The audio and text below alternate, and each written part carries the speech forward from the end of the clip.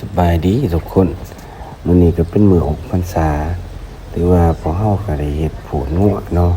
ถือว่าเจ็บผูนนี่เพิ่นก็เป็นพ่อครัวงามก็สีงามขนาดพี่น้องเอ้ยนี่ก็เครื่องในมันถือว่างัวกับงัวไทยบักขี้เกียจน้อยพี่น้องงัวน้อยถือว่างัวบ้านเฮาพี่น้องอยู่งานก็แต่ละปีก็พากันออกเงินกันกิน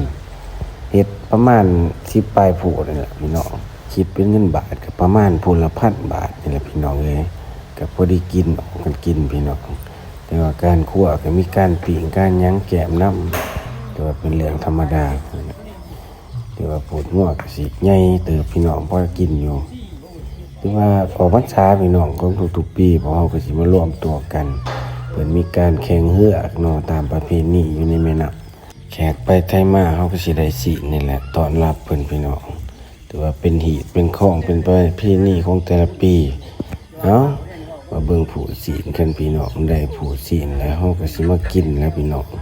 ถือว่ามื้อนี้เฮาก็สิบ่ได้เฮ็ดอาหารให้พี่ให้น้องเบิ่งเด้อถือว่าเฮาสิเอาบรรยากาศบ่ไล่เพิ่นก็มาหลินน้ำพี่น้อง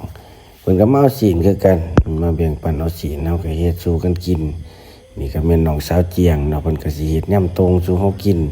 ถือว่าเฮาก็สิบ่ได้เฮ็ดคลิปละเอียดเด้อพี่น้องเด้อมีแต่รอชมว่าบ่น้อยสิเฮ็ดเมนูใดอีกเนาะบ่เว้าหลายพี่น้องให้พี่น้องเบิ่งบรรยากาศกับการเฮ็ดอาหารของน้องสาวเจียงมื้อนี้ก็เป็นมื้อวัน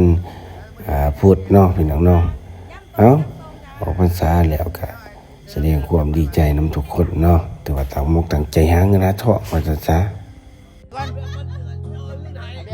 ขอขึ้นหน้าพี่ก่อนขึ้นหน้าพี่ก่อนอย่าพาเมื่อ